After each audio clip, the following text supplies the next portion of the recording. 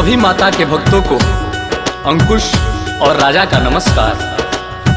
हम दोनों भाई माँ की एक कहानी सुनाने जा रहे हैं। उम्मीद है कि आप सब इसे ध्यान से जरूर सुनेंगे। जय माता दी। ये कहानी है माँ के चमत्कार की, मूर्तियाँ गढ़ने वाले कलाकार की। गाँव का रहने वाला एक भोला कुम्हार, मूर्तियों का किया करता था कारोबार। देवताओं की गढ़ करके वो मूर्तियाँ फूंक देता था वो प्यारे रंगों से। जाके बाजार फिर बेच आता था वो, जीवन यापन के लायक कमाता था वो। भक्ति में लीन दुर्गा की रहता था वो, दुख गरीबी का हालांकि सहता था वो। माँ से उसको मगर कुछ शिकायत न थी, धन मिले पद मिले ऐसी नीयत न थी। उसकी पत्नी थी गुणवान और नेक थी, ये समझिए कि वो लाखों में एक थी। छोटा व्यापार था पर न थे वो दुखी, मूर्तियाँ बेच कर थे वो दोनों सुखी। एक 9 माह का प्यारा बच्चा भी था, गोरा सुंदर व सेहत से अच्छा भी था।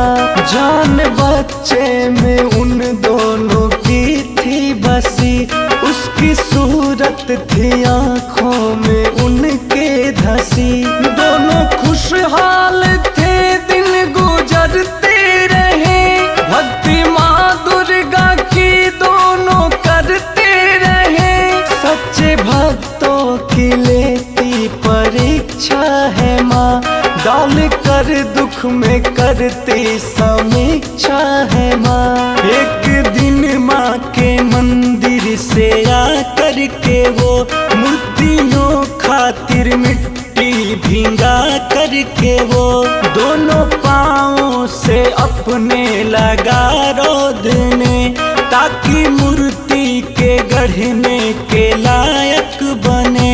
व्यस्त पत्नी भी खाना बनाने में थी, घर में पत्नी का अपने निभाने में थी। आगे क्या होगा इसका ना आभास था, बच्चा सोया हुआ था वहीं पास था।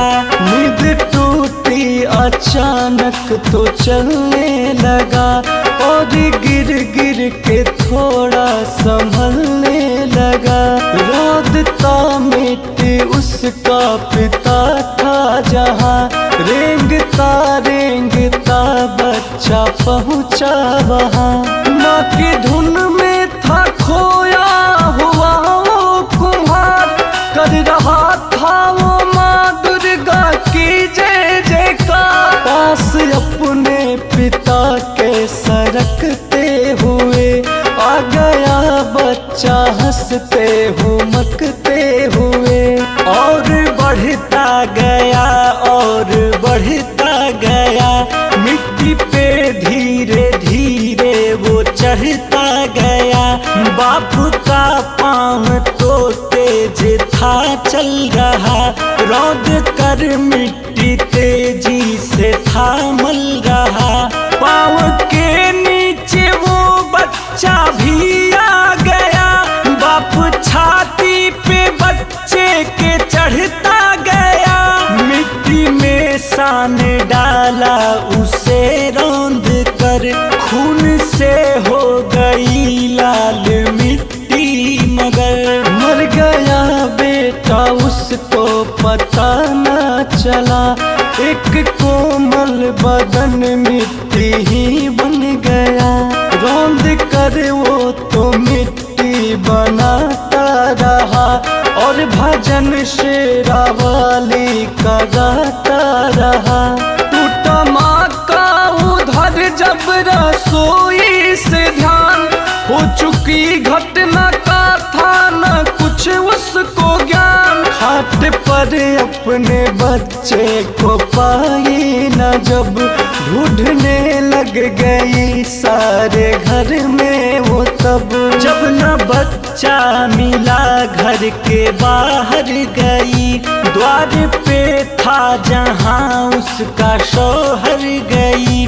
उसके पाँवों के नीचे गई जब नजर, गिर गई धरती पर जोर से चीख कर। हाय बच्चा मेरा, हाय बच्चा मेरा, टुकड़े में बट गया उफ कलेजा मेरा। रुक गया वो तुम्हार उसका तब टूटा ध्यान, हो गया उसको फिर सारी घटना का ज्ञान। वो भी रोने लगा मार कर सिर पे हाथ, और माँ दुर्गा से बोला रो कर ये बात। मैंने ही ले ली है अपने बच्चे की जान, जबकि मैंने लगाया था माँ तेरा ध्यान। आज भक्ति पे आए ना चिंता है ये, क्या कहूँ ये बता आज मैं पत्नी से। बोली पत्नी की अब ऐसा कर जाने दो, मेरा लौटाओ बेटा या मर जाने दो। माँ प्रकट हो गई उनके पास आ गई, लाल जो मिट्टी थी अपना रंग पा गई। शेरा वाली ने अपना दिखाया प्रताप, एक मूरत बनी मिट्टी में अपने आप। बच्चे के शक्ल से मिलती थी हूबहू, कर दिया फिर उस मूरत ने चलना शुरू। यानी कि जिंदा बच्चा था वो हो गया, हो गए खुश वो दोनों करिश्मा हुआ। माँ ये कहने लगी कि तुझे आस था, दुख में भी तुझको मुझ पे ही विश्वास था। पति पत्नी गिरे पाँव पे खुश हुए, शेरा वाली से ये दीप कहने लगे। शेरा वाली से ये दीप कहने लगे। तू है दयालु शेरा वाली, भक्ति की लाज बचा ली। तू है दयालु शेरा वाली, भक्ति की लाज बचा ली। तुझ पे है विश्वास हमारा और विश्वास रहेगा, आस पुराने वाली से ही सबको आस रहेगा। रख ले शरण में नौनिहाल को, लंबी उम्र दे मेरे लाल को। है माँ रख ले शरण में नौनिहाल को, लंबी उम्र दे मेरे लाल को।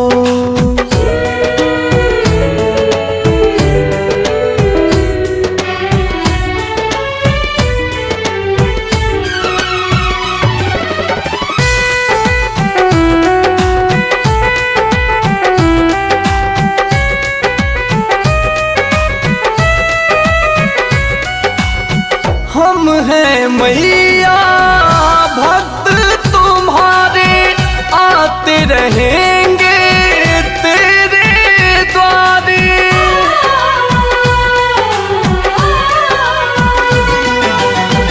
हम हैं मैया भक्त तुम्हारे, आते रहेंगे तेरे द्वारे।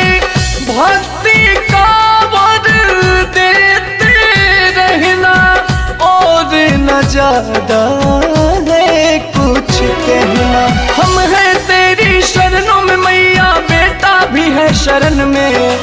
हमें हारने मत देना तुम जीवन के इस रण में। रख ले शरण में नौनिहाल को, लंबी उम्र दे मेरे लाल को, ए माँ रख ले शरण में नौनिहाल को।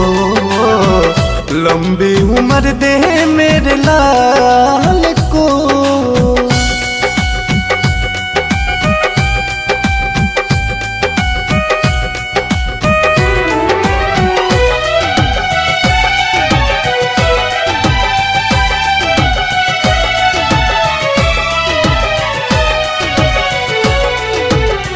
बहुत दयालु बहुत निराली तुम हो, अद्भुत शक्ति वाली।